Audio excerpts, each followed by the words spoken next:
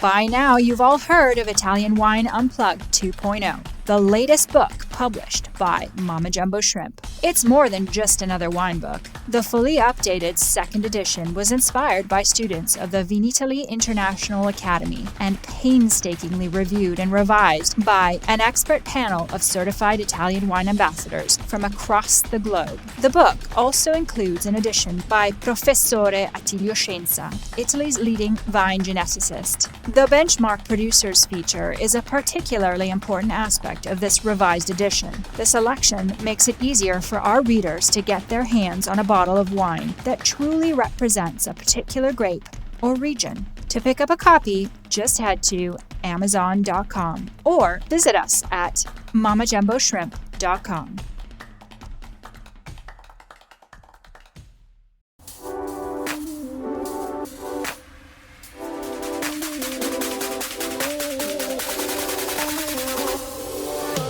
Welcome to another episode of On the Road Edition, hosted by Stevie Kim.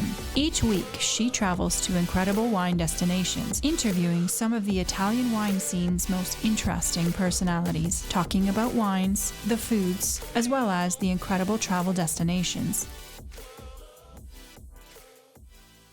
Where did you go to school?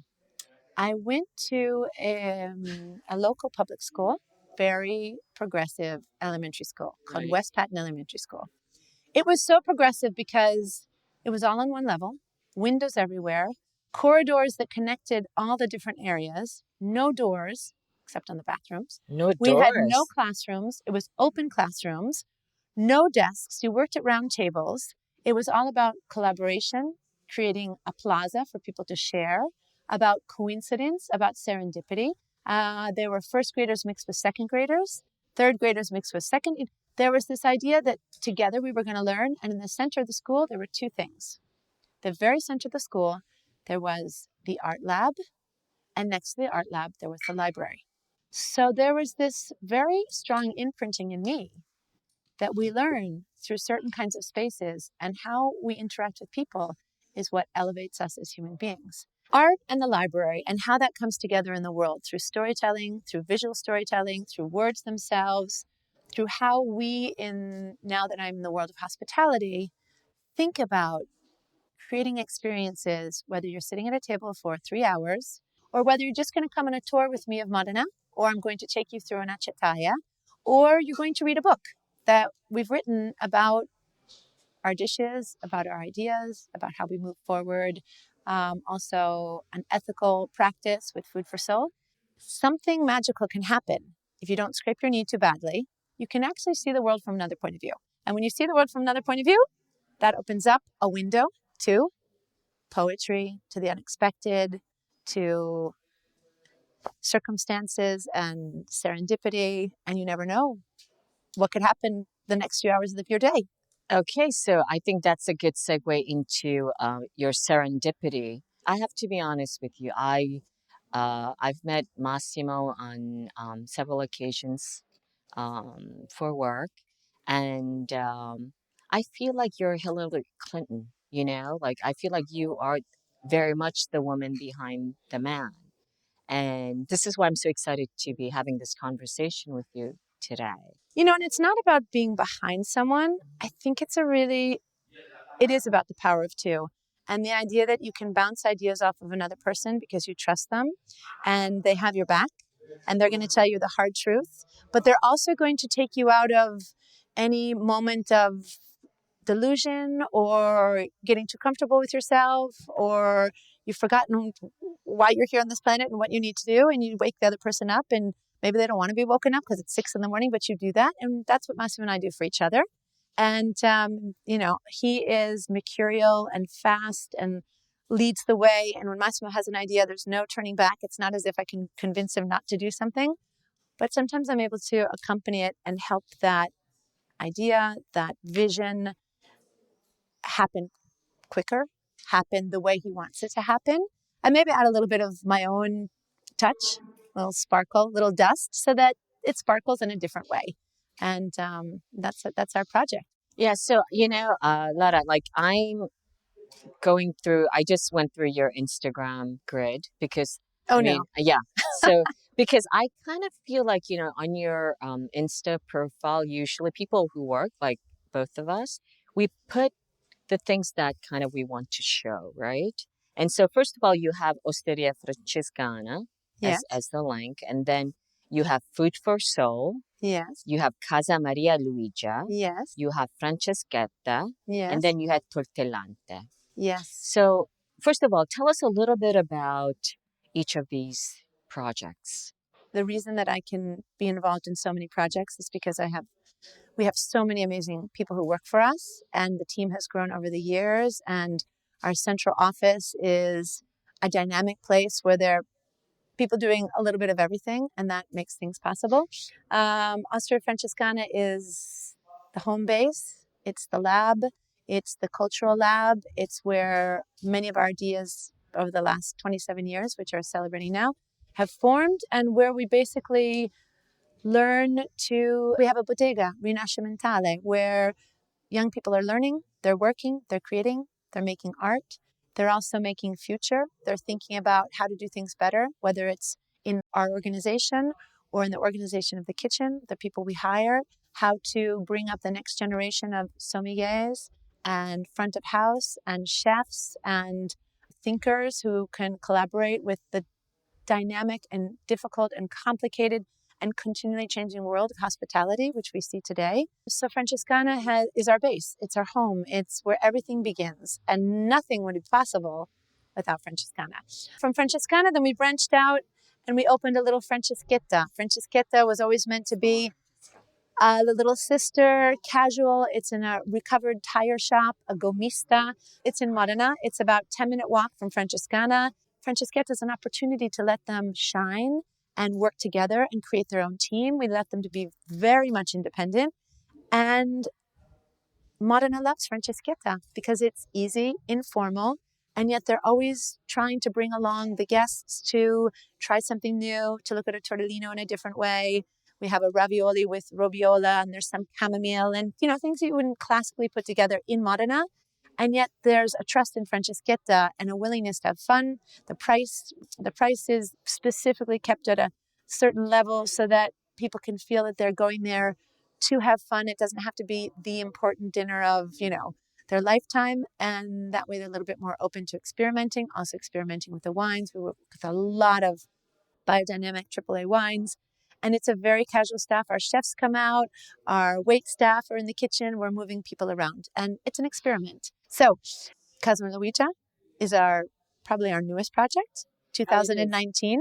Casa Luigia was something that Massimo had always dreamed about, having a place to entertain, to share with guests a little bit more of us and our passions, and a little bit more of Modena.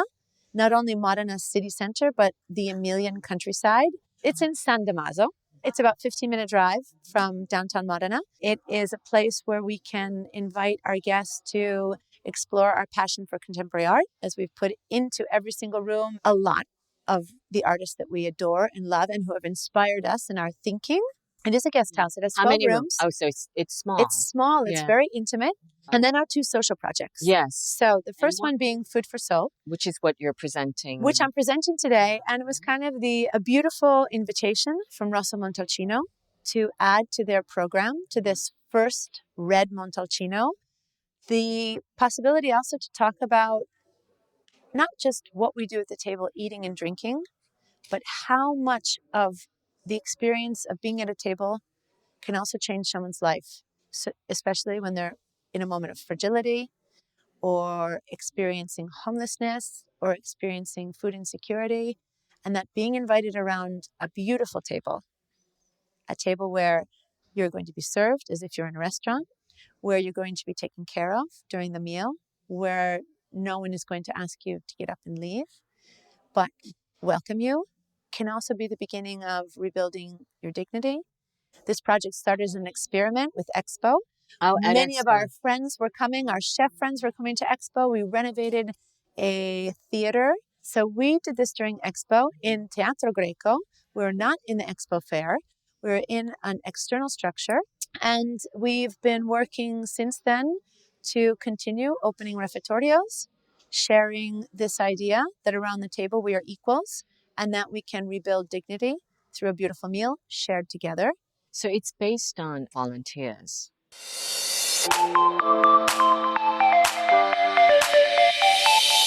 Are you enjoying this podcast? There is so much more high-quality wine content available from Mama Jumbo Shrimp. Check out our new wine study maps, our books on Italian wine, including Italian Wine Unplugged, The Jumbo Shrimp Guide to Italian Wine, Sangiovese Lambrusco and Other Stories, and much, much more on our website, mamajumboshrimp.com. Now back to the show. The program. Have many, many volunteers. Right. Of course, we have our staff as well. We have program directors, culinary directors, always based on a partnership. We partner with organizations around the world because Food for Soul is based in Italy and we are here. So we can't be here and there at the same time. Yeah. And so in Milan, we partnered with the Refettorio Ambrosiano. In Naples, we partnered with Made in Cloister, which is a cultural organization. In Bologna, we've partnered with the Antoniano, which has been running a mensa, a soup kitchen, since the 1950s. We have partners around the world to do different things, but they also wanted to jump in and be part of this project with us. You built this community. It's all about community. And I think food is about community, and drinking wine is about community, and being around the table. It's these mini communities that can be formed for just one night, or they can be repeated every week or every Sunday. What happened during the COVID, when the pandemic outbreak? How did you manage all of these community related activities? Food for Soul, it was, we were all in a panic. Fortunately, we had begun 2 years earlier something that we call the Learning Network. So basically, all the different organizations, all of our projects, we connect once a month and speak to each other. We share problems, we share triumphs, we share difficulties, so everyone has a relationship. And so that Learning Network started talking, and we were able to pivot very quickly into meals to be delivered, meals to be picked up, because we didn't want to stop our meal services. Of course, we couldn't have guests staying inside, but that continuity of knowing that there was someone there for them meant a lot. And it still does. So what is it now, the status? Is it pretty much back to It's normal? back to normal, yeah. More or less. That's very nice. Listen, and then you have Tortellante. Tortellante was this tiny little idea that began with two friends of mine, Silvia Panini and Erica Copelli, both who have sons on the autistic spectrum. Our son, Charlie Bottura, is not on the autistic spectrum, but has a disability and has many characteristics of autism. And we were speaking together about what could we do differently than what was being done in the arena of rehabilitation for, young people, because there's basketball and there's speech therapy and then there's, other kinds of activities, but no one was talking about cooking or being in the kitchen, especially around these young men. And Sylvia had the idea, why don't we organize an after-school tortellini making class? Like as an after-school activity? As an after-school activity. And we were using an abandoned elementary school, and everyone called on every resdora, nonna, zia, an aunt, or someone they knew who knew how to make handmade pasta, who knew how to make tortellini, because they were the only ones who could be the teachers, because they know it in their hands. Right. It doesn't even need to be communicated with words. A lot of these young men don't speak. They don't have language. Right. And so we had all these grandmothers and family members teaching a group of young men how to make tortellini. When they read about you or when they see you, the couplehood, the power couple kind of thing, you think there aren't any struggles or challenges, everything happened overnight kind of thing. Oh, yeah. But, that's but I mean, seriously, it's been, it took us 18 years to get our 3 Michelin stars. I think people don't understand that. And in a way, I was speaking this morning, Massimo's always been very focused. He's always known he's wanted, to have Michelin stars, but for a reason. He wants to move the Italian kitchen forward. He wanted to get those stars on his own terms, in his own kitchen, with his own ideas, being provocative, being an agitator, being someone who says, we can look at the Italian kitchen from another point of view and still be recognized. But once we had those stars and Massimo had his jacket hanging on the bedroom door for the first week because he couldn't believe that it actually happened, okay, 2011, we realized very shortly within that moment that we had received them that it's not about getting 3 Michelin stars. It's about what you're going to do with your 3 Michelin stars. And it's about the voice that you have been given from your hard work, from your struggles, from your challenges. You earned that voice, but that voice needs to be used for something other than just your own business. You know, you've been married for how many years now? So July 15th, it's going to be 27. Oh my goodness. And we met in 1993. Congratulations. First of all, it's no small miracle nowadays. I know. Right? With all the also challenges that you have. I don't think anybody who makes it it's ever easy. Also because there's a lot of sacrifices.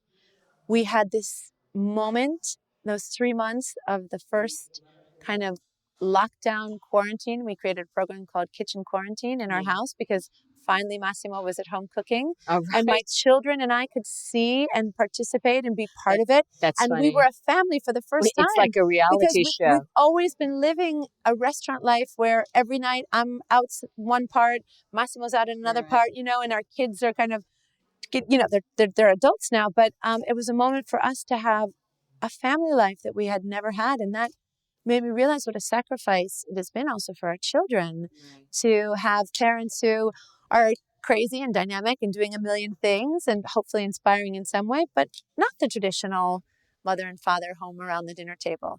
So I guess my last question is, how would you like to be remembered as? Like, what would you like to leave behind? Not just for your children, right? But for the world. 3 things to be very quickly. First, I've always believed in Modena. I've always believed in Emilia-Romagna being an extraordinary place that has a lot to share. We've invested a lot in Modena, and that Modena is growing, partly thanks to our great effort and our true love for that region. Second thing, creating more future in our future, not only for our restaurant group, but for all the young people who pass through our kitchen, our offices, our front of house, who then go on to do incredible things. We are building the next generation of restaurateurs, of chefs, of thinkers, people who are willing to put in the time and energy, make sacrifices, and bring the Italian kitchen forward. So there's so many different platforms that we love to share. But I think the thing that moves me the most is when we're recognized for, he's the guy who's working on food waste, trying to intercept the chain of food waste that happens, and not recognized for being a 3 Michelin star chef. I think that's a legacy that we will leave behind. Or the Tortellante project, where with an ingredient that is so iconic to Modena, a tortellino is a container for an idea. Can we shift that idea and think about it being an inclusive idea? Can gastronomy be inclusive? Can it really address our social issues of today? Can it move forward and be an influencer in a much greater way than just a new dish, a new restaurant, a new award? So that's what I hope we leave behind. Well, I think that's the very good way to end this episode. Italian Wine Podcast. Italian Wine Podcast, but I want the t-shirt. Yeah. Someone has promised me a t-shirt. Yay! Woo! There you go. I am covered in it. Italian Wine Podcast. Okay. So guys, this is such an honor. Thank you so much. Wine makes us funner, more joyful, and also more interesting people. Okay. Ciao. Signing off. Ciao ragazzi. Ciao.